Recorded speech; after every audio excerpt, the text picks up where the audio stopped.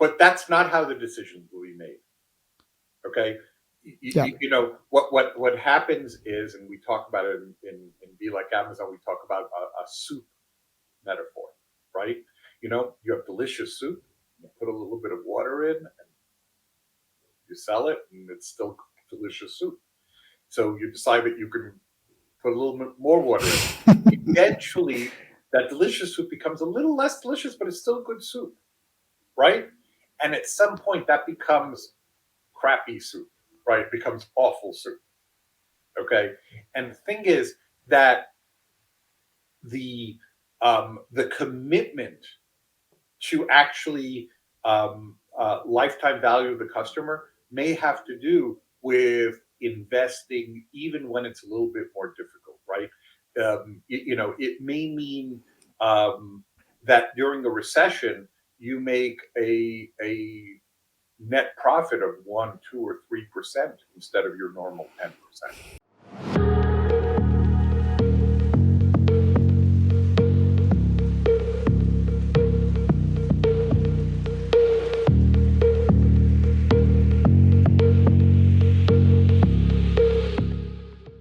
Hello, everyone, and welcome to a new episode of the CVO Live. It's my pleasure and honor to have with us today Jeffrey Eisenberg. He's the CEO of BuyerLegends.com. He's teaching business people how to create customer-centered and data-driven customer experiences. And he's also one of the main authorities and pioneers in internet marketing strategy. And Jeffrey, I guess that's it from my end. Hello and welcome to the show. Well, hello, and thank you. It's a pleasure to be here. Great. So the first question that I will have for you today, Jeffrey, is tell us a bit about how was it at the beginning. You are in the optimization space for years now. You've been seeing, you've been seeing Facebook ads coming after a while. You've been seeing all these waves of new coming things. How far back do you want me to go? I don't know. Tell us something. I don't go quite as far back as my partner, who's my brother Brian, who was even on BBSs and back in the 90s. Was on the internet, whatever that actually was. Okay. Yeah. But let's see. It was 98 when we first started working on it, right? So that's close to 25 years, 24 years right now. Yeah. Nobody knew anything about conversion rate optimization because nobody cared. Right. And I mean that during the first, so we became active during the first .com boom. Okay. Yeah. And anybody could do anything. If you could write HTML, okay, if you actually could write HTML, you were worth millions of dollars.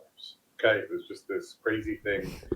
People kept saying, doesn't anybody need to make a sale? Doesn't anybody need to do something? And it turned out that, there were the crazy people and the VCs that had lots of money to give them, but there were people who had to make sales. And so we found some of those people and we started helping them.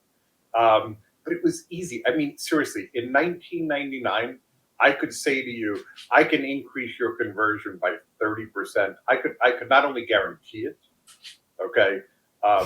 It was like the sun's going to come out tomorrow because 30%. Sometimes I just needed to actually give you an add to cart button. Maybe you didn't even have one. Okay? Right. So I'm not kidding. Okay. Yeah. Right. So it was very, very, very easy at the beginning for somebody who had been focused on sales and marketing for a while to really look at things and say, really, we don't know what to do here, right? But, it was a very simple question. It's like, okay, what do I do next?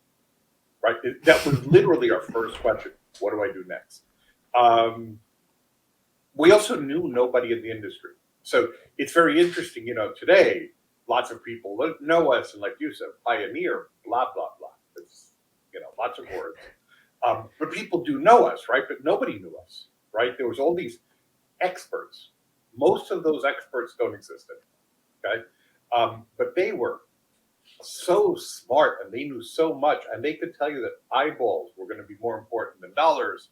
Um, and they turned out to be wrong. Um, but in the meantime, they made all that money. We helped little companies. Big companies didn't want to do anything with us. We started. We were in forums. Forums used to be a thing. We had lists, okay, where we would participate in these lists, and we started to write a newsletter. It used to be called Grok.com, um, because we grokked.com. Okay. Um, and again, it was kind of interesting that I remember in the year right before the year 2000, end of 1999 was the first time when we put out the newsletter that we got all excited because somebody whose name we didn't recognize had put their email into our subscription. Right. So you didn't really want me to go that far back, did you?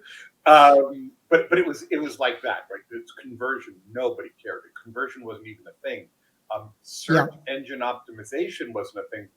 Really, I mean, there were people doing it, but it was about search engines that today are look very primitive, right?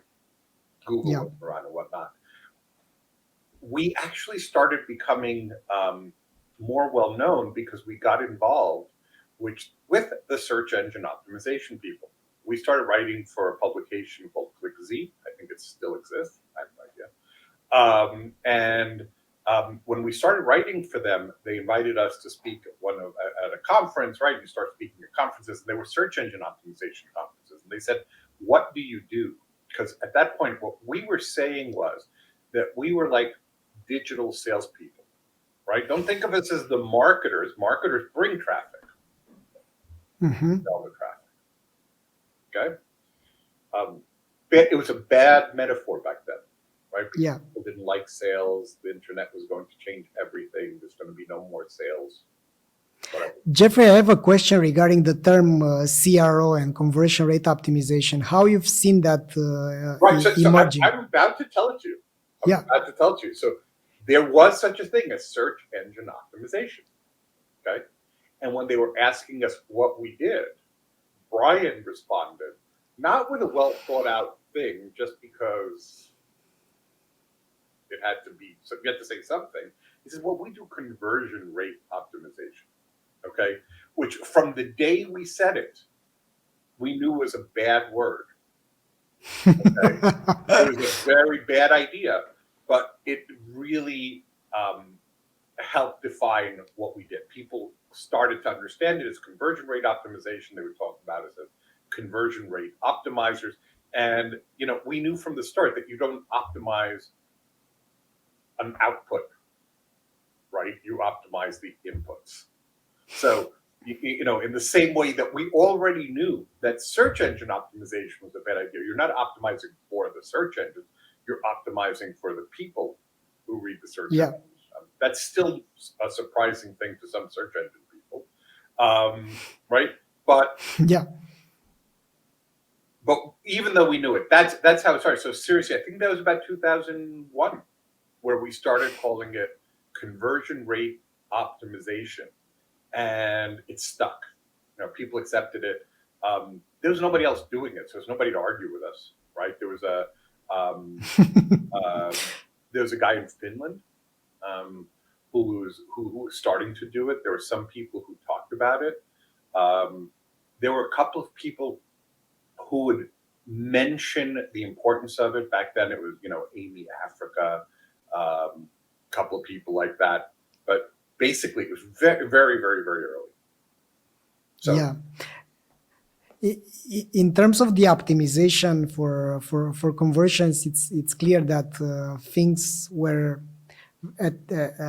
emerging quite slow, I might say. I mean, it took you years to coin the term with Brian actually, and then it took you years to educate the market. And I'm curious about how you've developed the company afterwards. I mean, 2001 to 2000 and whatever. I mean, the first A/B testing tools were born way after that Way in or 2000 no, no, earlier than that.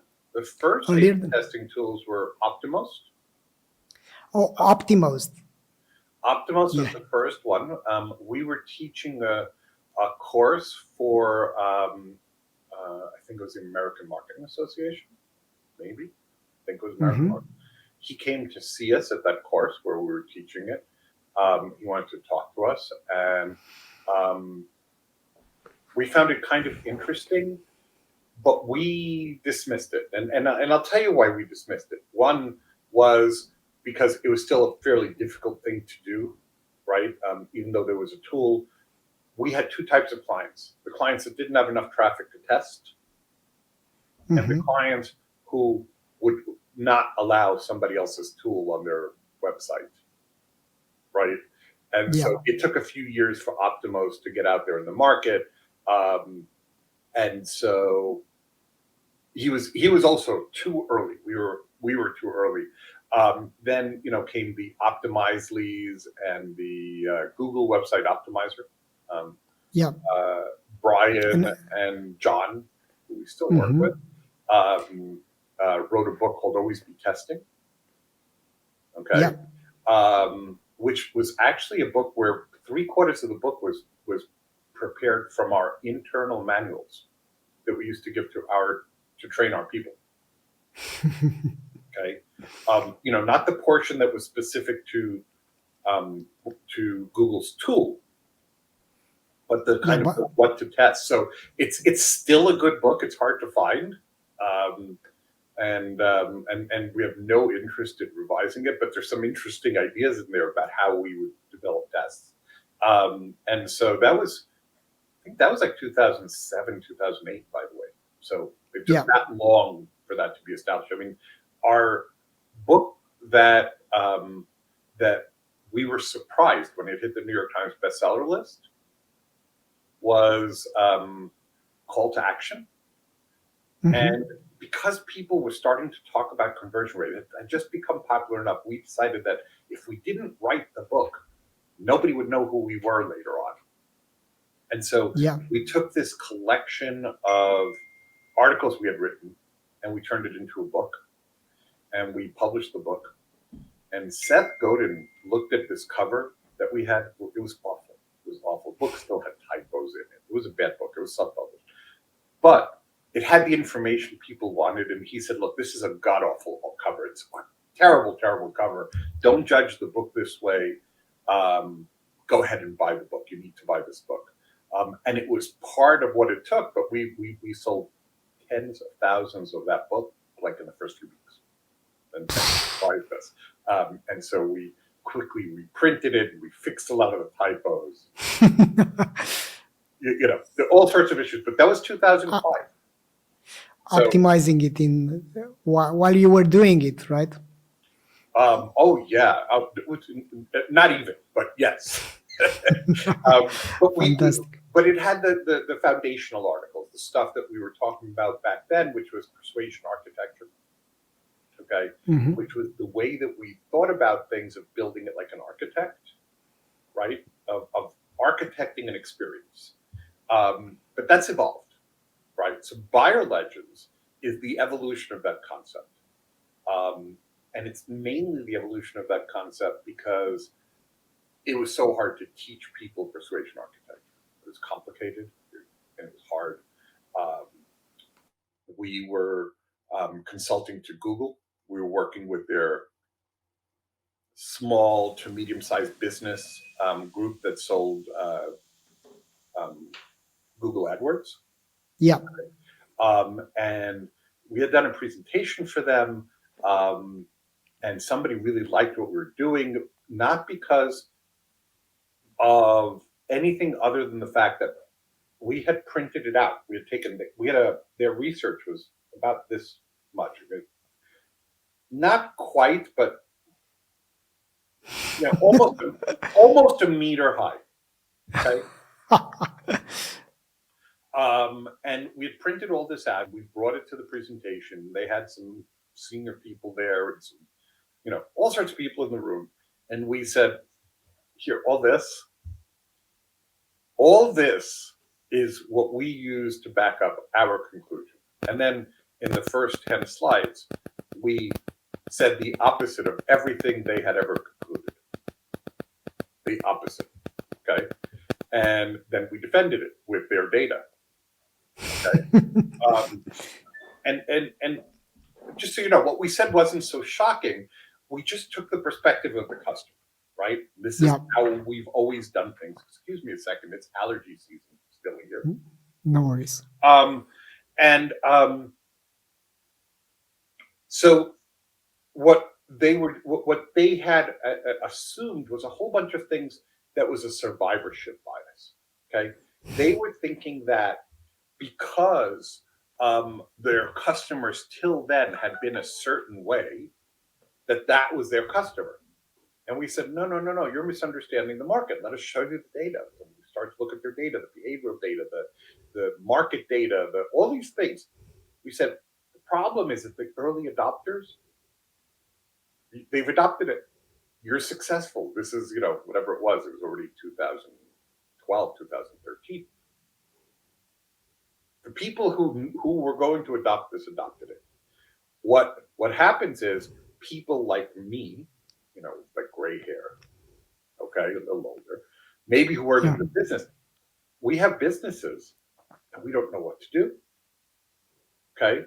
You've gotten all these younger people and all these tech forward people to look at it, but now you're asking people who would publish in magazines or in a telephone guide or in however else it was that they would advertise.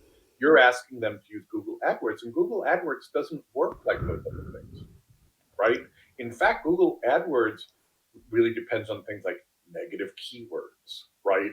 And you're always going to have to test before you figure out what you want to add budget to and whatnot. And we said, this is counterintuitive. You're talking the wrong thing. I said, and they start with you, but they don't finish. And I won't go into exactly what the data was, but people would get started, but they wouldn't continue. Okay. Yeah. We said, well, this is because they don't really understand what to do. They don't feel comfortable. They spend some money and they want things to do. They had in one of their the offices, one of the senior directors had a CD, okay, with somebody who had sent in a letter with the CD with the ad that he wanted to run, and it was to Google saying, please run my ads. Okay, on that CD were PDFs. Okay, and we had taken a picture of that because we thought it was so interesting. We put that in the presentation. We said, these are your people. My dog is insisting on coming in the door. That's what you're hearing. Yeah. Go ahead, Jeffrey. So anyway. So we said to them, you're understanding this with a survivorship bias. You're understanding this as Google, and we want you to understand this as the buyer, as the actual customer. And they liked that. It was all great, but they wanted us to teach them how we thought the way we did. Okay. And we kept saying, well, we could teach people, but it takes about 6 months and this and this. And we gave them several proposals and none of them were good. And they kept saying, oh, can you do something else? Can you do something else? And so Brian started calling, and then I started calling some of the people who online were talking about what was impactful about what we did. Okay. And remember, at this point, we're around 2013, 2014.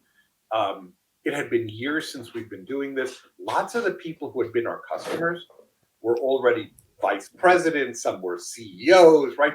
We had the senior people, and the senior people were no longer doing the things. They still made decisions, and they still controlled the budget. It was very good for us, but they weren't the people who were doing the work anymore, right? Yeah. And so we said, who are the people who are talking about us who are doing the work? That's how Brian framed the question. He says, what are they learning? And so we found out, we made calls and we made friends again with people who we kind of knew. And it was interesting. They were people who, like, we had met at a training at some big company, and now they were at a different big company, but they were, managers or directors or whatever, right? And or they had been, they one of them, in fact, recently this has happened, right? One of them worked at like one of the darlings of last year's pandemic stocks. Okay. Hmm. But he was Yeah. there the first days when we worked at Google, right? And this normally happens, but the people who do this, what did they fixate on? And we understood that they all had some variation of, you guys tell good stories. I'm going to have to open the door or he's going to break Yeah. it. Yeah. No worries, Jeffrey.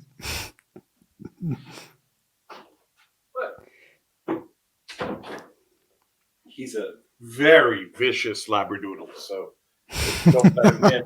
He breaks it down. So what we realized is that this was about storytelling. Okay, that what everybody was doing was they were telling stories about the customers, right, and saying, how would you put yourself in the brains, in the heart of a customer? Yeah. And it was a little disappointing because the things that we thought were very clever, nobody remembered. Okay. The persuasion architecture was complicated. We had different terminology for it, and we had it was complex. Okay, but what they remembered was a simple thing, and so we looked at that and we said, I think we can teach what they find valuable as buyer legends, and we came up with buyer legends, which was a concept that we could teach in a 90-minute class. We could teach the principles of it, not perfect, right? But the principles of it. And after 90 minutes, we could spend another 90 minutes with them actually doing an example, right? Which is a big deal from when you're saying to somebody, I can teach it to you in 6 months, to we can do the first practical exercise Yeah. In 3 within hours. 3 hours, right? Yeah. So they accepted that. In fact, if you ever see the book, on the back cover, it has a very nice endorsement from the guy at Google who sponsored this. And it was wonderful because it really helped them to explain things to their both their engineering department, which was very valuable there, to their um, um, graphics area, right? All these units were independent, and by being able to tell the story of a handful of clients of the way we would build these personas, okay, as full characters with like a life of their own, everybody would understand what they were trying to accomplish. And so that's how Buyer Legends became Buyer Legends, right? That's how we went from this overly complicated. I mean, like, we were so proud of ourselves for so many years, and in the end, it became even simpler. And what's interesting is that 80% of our work today has very little to do with conversion. It became less of an issue. In fact, we spend probably 30-40% of our time on retention. I actually want to call it activation / retention. So there's lots of SaaS companies that want to activate, and then they need to get you hooked on something, or right. So we're spending a lot of time there. We spend a lot of time with the brand people. Okay, really reconciling how they use language and imagery to appeal to what people actually want. Yeah. Okay? So largely conversion can be two things, right? It could be the removal of friction or the increase of motivation, right? The removal of friction, for the most part, is not as big of a problem. Okay, you still see examples where you go in and you can find an easy win, but generally it's a little bit harder to do these things, right? The technology, the norms have been acceptable. Also, we've trained customers, right? Even when things look difficult, they kind of figure it out, right? Yeah. So the increase of motivation is where we spend more time, right? So Got even it. though we're known for conversion rate optimization, okay, what we really are focused on is the same thing we were focused on back in 1998 when we started working together, me and my brother, on why people do the things they do. And then increasing that, leveraging those things into user interface and Yeah, copywriting and whatever. absolutely. Like why? Like all I want to do is give you what you want. If you need what I have, then I just need to increase your motivation enough for you to give me money. Yeah, how to frame what I'm selling so that you are motivated enough to buy it, and how to increase that.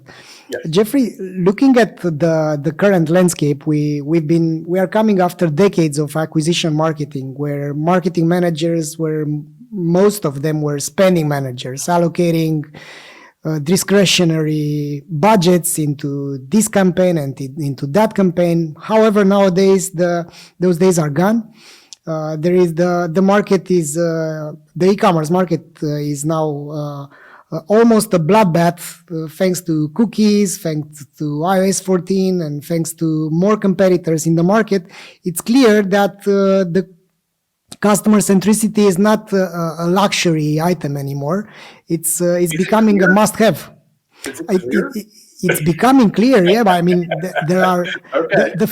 the fact that we're making a living by selling a customer value optimization platform. It's clear that it couldn't happen. I mean, I've been drying my mouth talking about customer lifetime value and customer experience and so on, but nowadays things are getting into the right direction, especially for companies which are data driven. And of course, we are seeing. We're all seeing and assisting at what Amazon did with their Prime. We are seeing how much they've leveraged the relationship they've established with their audience into amplifying and getting the network effect, and also getting most from the same customer database, because at the end of the day, they can't go to sell on Mars unless Elon Musk does something about it. So basically, my question to you, Jeffrey, is how do you see the customer value optimization unfolding? Do you think this is going to turn into a discipline in itself? I mean, optimizing for customer lifetime value instead of optimizing for the first purchase? No.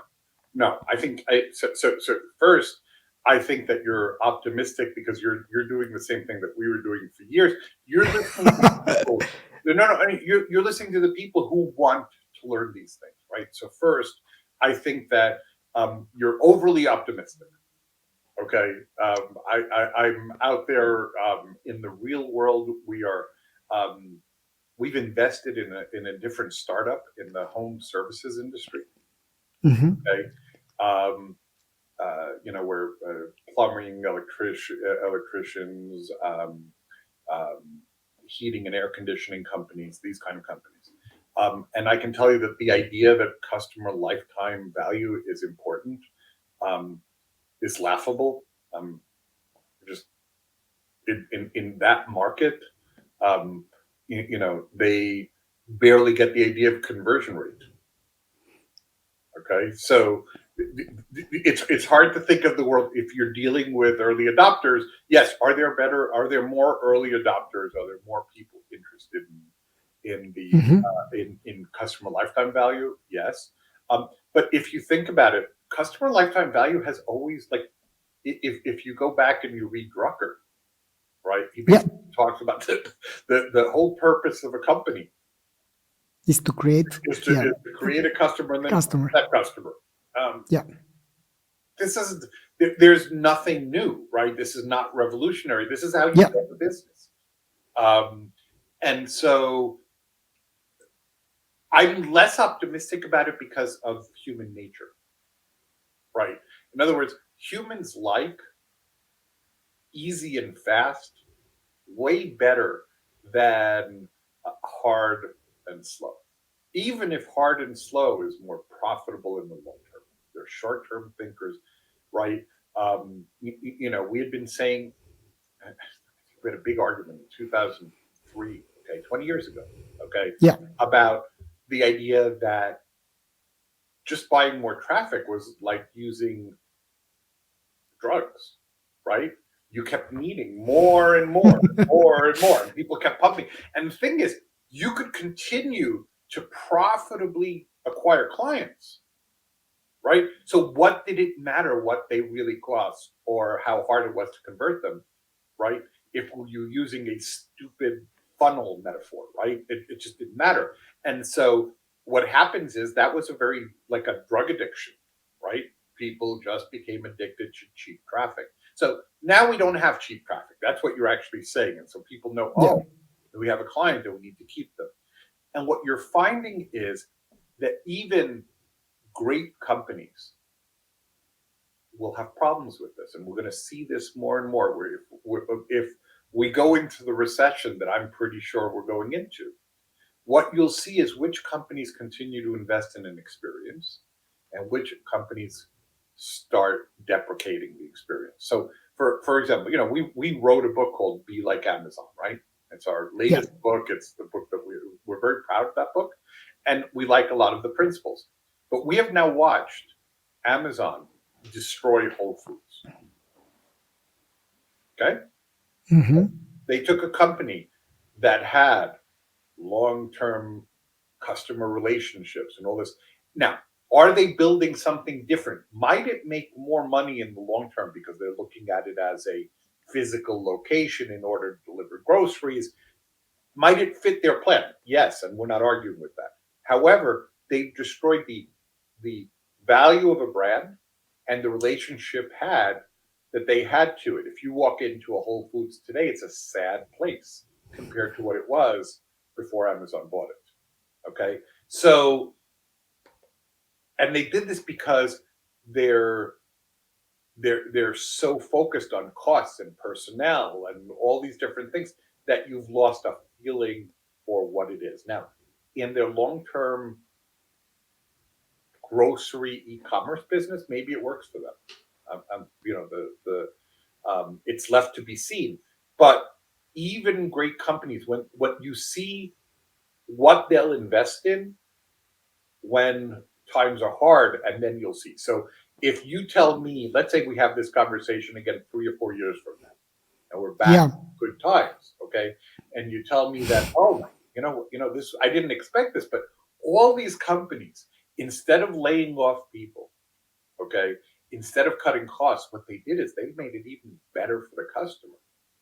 And look, now their retentions are amazing. Um, if you believe that that's what's going to happen, um, I hope you're right. I really hope you're right. But I know human nature, right? Yeah. We're fighting against it. From what I'm hearing, Jeffrey, what you say is that business is business, and at the end of the day, over investing in customer experience has a cost, which is if it's unbearable, the decision makers of the companies are not going to invest unless they make a profit. So it's but listen, you're saying unbearable. That the question yeah. is what's unbearable, okay? Hmm. Right? Yeah. Unbearable is it unbearable to make a lesser profit, or is it unbearable to make no profit? So I understand making no profit may be unbearable for a period of time, okay? But that's not how the decisions will be made, okay? Yeah. What happens is, and we talk about it in Be Like Amazon, we talk about a soup metaphor, right? You have delicious soup, you put a little bit of water in, and you sell it, and it's still delicious soup. So you decide that you can put a little bit more water in. Eventually, that delicious soup becomes a little less delicious, but it's still good soup, right? And at some point, that becomes crappy soup, right? It becomes awful soup, okay? And the thing is that the commitment to actually lifetime value of the customer may have to do with investing even when it's a little bit more difficult, right? It may mean that during a recession, you make a net profit of 1, 2, or 3% instead of your normal 10%. Is that acceptable? Okay. And the answer, Depending on the times, yeah. yeah, well, but that's the thing, right? So what we've seen with Amazon was Amazon in the past had continued to invest in a customer experience, and right, that was what we thought was so valuable. And in many ways, they still do. I don't want to totally dismiss that as an idea, but what happens when times are hard? Do people continue to invest in a customer experience? Because the long-term value of that business is not driven by what you do when it's easy to do, right? It's like Yeah. any relationship, right? If you have a spouse or you have a child or you have a friend, right? You don't judge them by what they do on the best day. You know, everybody wants to buy you a beer on your birthday. Okay. Do they want to do that on a day where you're miserable and you had a bad time? And right. So this is when you actually know. If I had to say, I love to see that more people become intelligent about it, right? That in the next boom, some companies make so much money because of that customer value that they've built, right?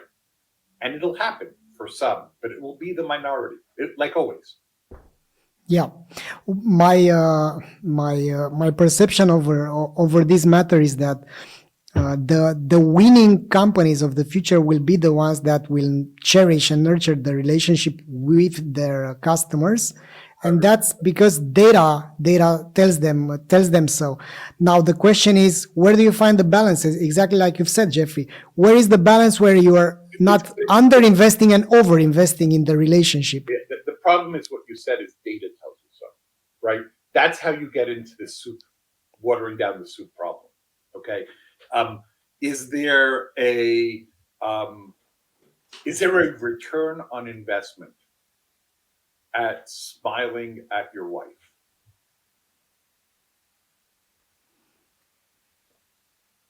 Depends what previous relationship you have with your wife. Okay, but here's the deal is right. Smiling at your wife in any one moment doesn't have a return on investment, right? It, Um, yeah, you can't think that way. yeah, Relationships, okay, aren't data driven, yeah. okay? And so there's a portion that you can measure, right? And you can measure it if you have a long enough time horizon, okay?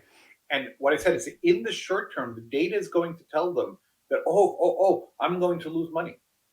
Yeah. If they look at it, if they're data driven with a 10-year horizon, okay, then that's one thing. If you're data driven with a month, a quarter, a year, okay, then you will do the wrong thing for the client and you will never actually build that flywheel where you continue building loyalty and you keep attracting more customers.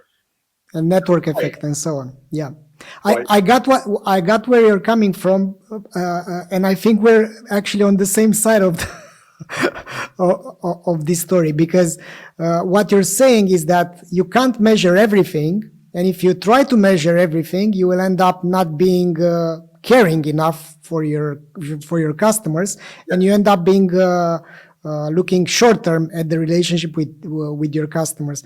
What I'm stating about customer lifetime value optimization is that at this moment there are so many crappy customer experiences that you don't have to over deliver on the relationship. You just need to do the normal things, like, I don't know, following up to see if the shoes are fitting your customers. I mean, following up to see if you've actually done your job as a retailer. You know, many companies are not even closing this loop, not even measuring customer experience and customer lifetime value. And I think that you can't improve what you don't measure. And Yes, basically, absolutely. But again, this is a I'm not talking about something perfect, okay? Because I'm not trying to get people to think about perfect, right? But customers know when you actually care. If you look at what Jeff Bezos said years ago, right? He says, I don't look at the short term. I look at only a few things. right? And this is what drove the Amazon e-commerce business. Is there ever going to come a time where a customer is going to tell me that I want the product to arrive slower? Never. Is there ever going to come a time where the customer says, you have too many choices? Okay. And that's possible. We can talk about that. But his belief was no. Okay. Mhm. Is there ever going to come a time where they're going to say, please, I don't want a fair price, charge me more money? Never. Okay. And so all the measures were based around the inputs, right? The Mhm. input for a great customer experience was, we are going to deliver faster. Not what does that give us today, but over the long term, when we can deliver faster, customers are happy. We're going to have good selection. Okay. We want to have the leading brands, including our own brands, right? But we want to give people really good values. And the last part is they choose a good price, and they're not the lowest price. In fact, Amazon is hardly ever the lowest price anymore, but it's a fair price. Yeah. I never go on Amazon and feel, oh, I paid too much. And I can tell you that if you look around my office, it's good that you can only see behind me. But there's a few boxes, but I get tons of Amazon boxes and envelopes and things every day. Okay. Mhm. And when I look at those things, I say, okay, this is, this is absolutely worthwhile, right? I like having it. I never felt like I paid too much, right? Or I got ripped off, right? Yeah. That's what people are scared of. But I may have paid a little bit more than I could have if I shopped somewhere else. But my time is worthwhile. I'm happy to get things from them, right? So, this is what it means, is to understand what the value is and keep building the value of your company based on what your customers want, right? And Yeah. sure, you have to weigh that against profitability, but are you here for 1 year, or are you here for longer? Yeah, that's a very important and impactful question, Jeffrey. I wanna focus a bit on and unpack the things that you've said. That around 40% of the work that you do is around the activation and retention of the customers. Tell us, give to our early adopters a few clues about improving customer retention. So people make a mistake thinking that because somebody bought from them, that they're now a customer. Okay. You have to think of it that way. Sometimes, let's say I'm traveling and I'm on the road and I go into a store and I buy, I don't know, a coffee. Okay. But I'm not even in my city, right? Yeah. So I bought from these people, but I'm not a customer. I'm somebody who came in and it was convenient and I bought from them. And even if I liked it, even if I shared it on social media, all good things. Okay. Um, I'm not how they build their profits. Okay. How you build your profits is from the people who repeat buy. They don't need to be acquired. They don't need coupons. They don't, right. It's not a convenience, or it's not cheaper. They like it, and it's good enough for them, right? It fits the purpose. So if you're a coffee shop and you go into that coffee shop, you go there because you like it, right? Because, like in almost any city in the world, right, there's another coffee shop that you could go to, right? And so the idea is you want to be the business that the customer thinks of first and wants to go to. That's a customer, okay? Otherwise, what you are is a transaction, okay? So almost every business is built this way. And even if you go back to the early direct marketers, right? They used to have a concept that they used to work from, which they still work from, but called RFM analysis: Hmm. recency, frequency, monetary. What they would do is, um, and seriously, they would do this by hand. Eventually, they would do this on a spreadsheet. Yeah, we've built a technology around it, so basically it's easier right now. Right? And so Yeah. what they would do is they would say, okay, who bought from us most recently? Who bought from us the most frequency, right? Who bought from us and spend the most money, right? And for catalog companies, this was important, okay? And so depending on the mix of your business, okay, there's different importance for this. So I tell you, we're doing a lot of work with home services companies. And so what's interesting about them is they sell very large sales, right? They sell air conditioners, right? An air conditioner can cost $15, $20, $30,000. And so when they're looking to sell that, they need to get that from a customer who knows them over years, right? If they're waiting for the very last moment to sell it, then that's too late. So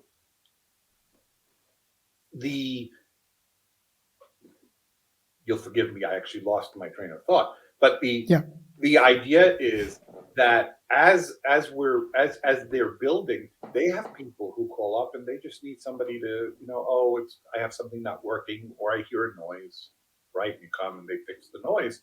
And that's a customer. It's not a terribly profitable business, but you build up your business that way, right? And so for them, we tell them, the most profitable customers are going to be the customers who call you the most and recently. And it's kind of it's the opposite of how they want to think, because they want to think it's about money, how much money they spend. And I said, no. By the time that they've spent the most money, that's like that's like getting married. That's like, oh, we love you, right? That's the consummation. Okay. Yeah. For most valuable customers, the person who's calling you a lot has an air conditioning that maybe is not working so well. Right?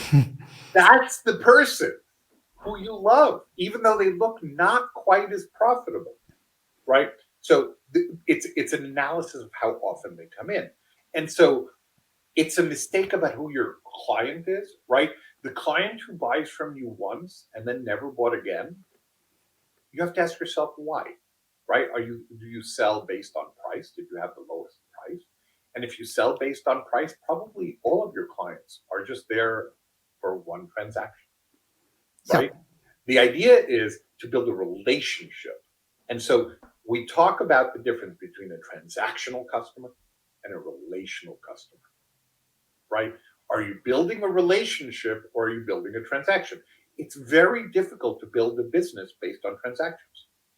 Okay, you see it. You see it in every airport in the world has businesses that are based on transactions, right?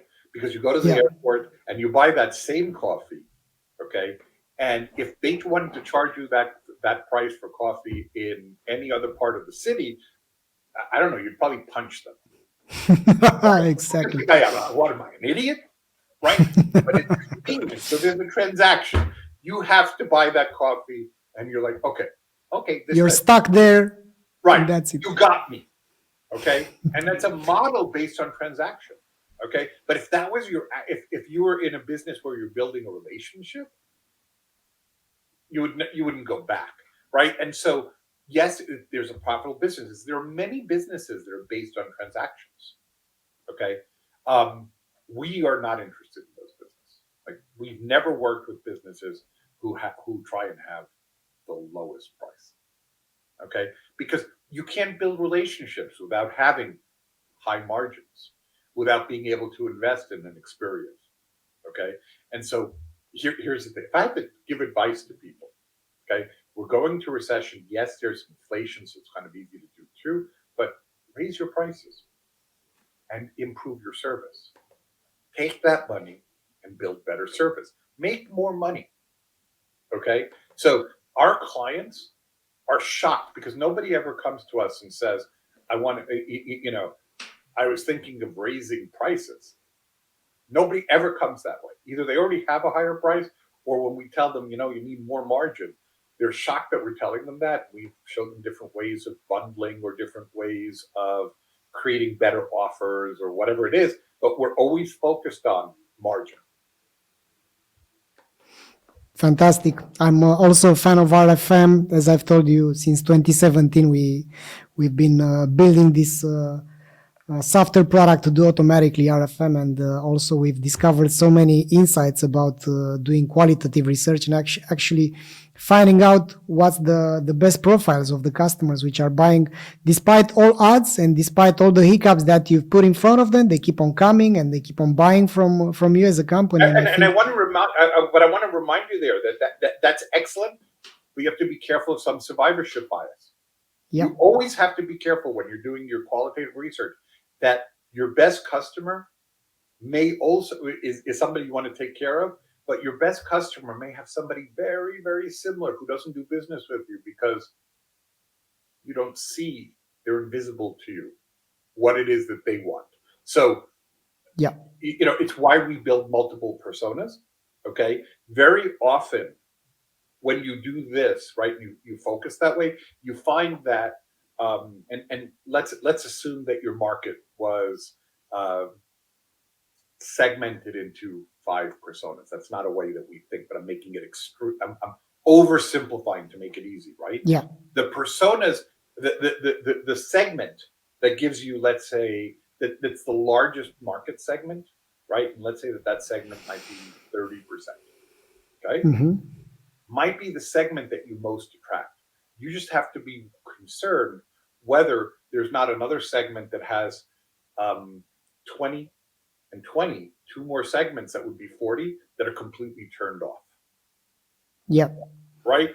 Now, there's nothing wrong with a segment that's 30, but you have to be aware. You have to know that you're making that choice, right? Because sometimes it takes very little. You don't have to turn away the first segment that was giving you 30. You just have to do something slightly different to attract the other segment, right? And this is how you can build your business way easier than trying to acquire new customers, right? Is taking some of those customers who are a little bit transactional, who do business with you but might not come back, and finding something they love and building that relationship with them, right? It's you do have a good price, or you have a certain inventory that that other people don't, or that's scarce, right?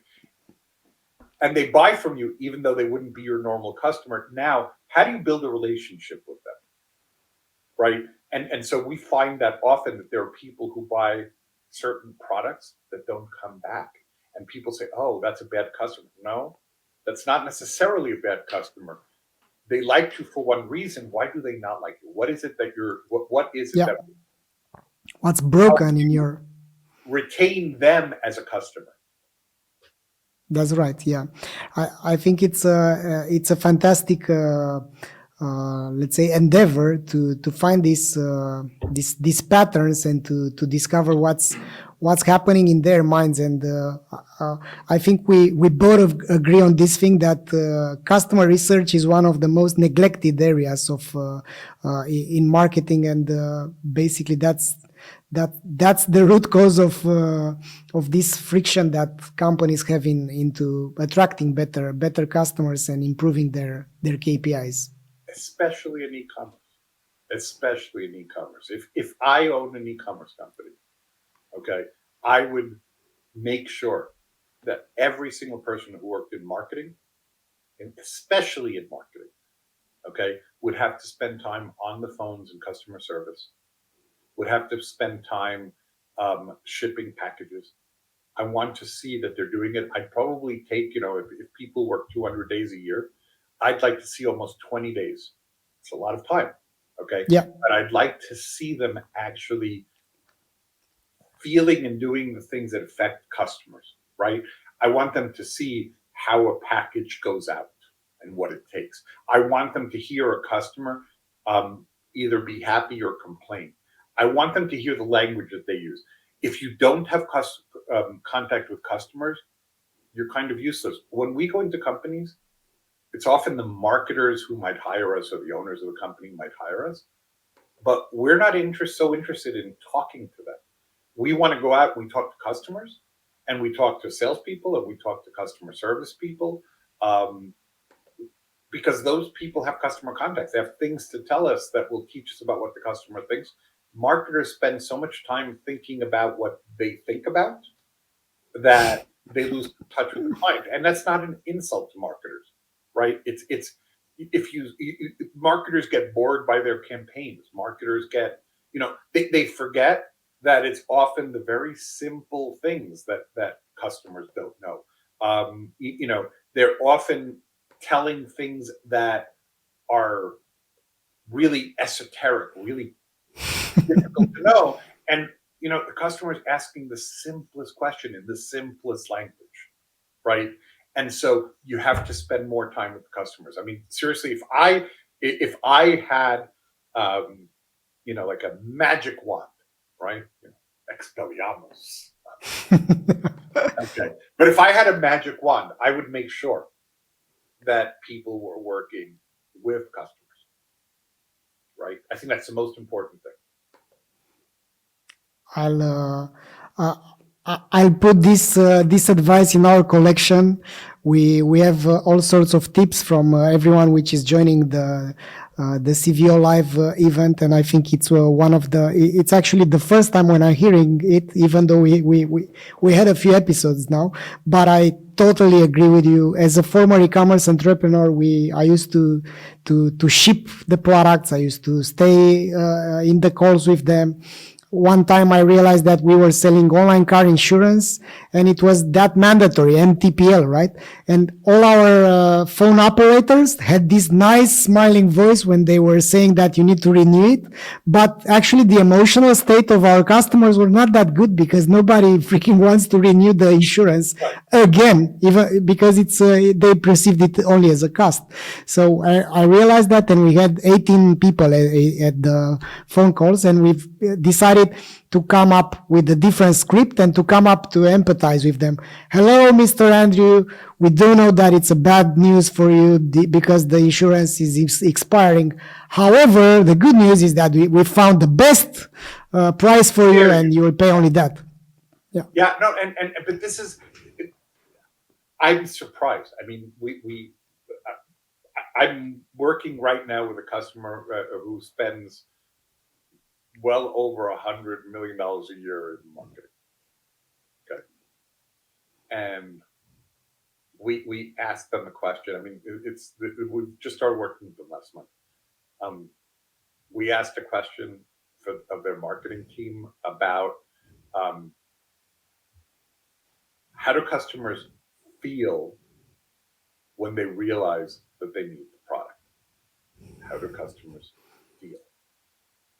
And they said, well, this is what we know. This is the pre-purchase behavior. This is this. No.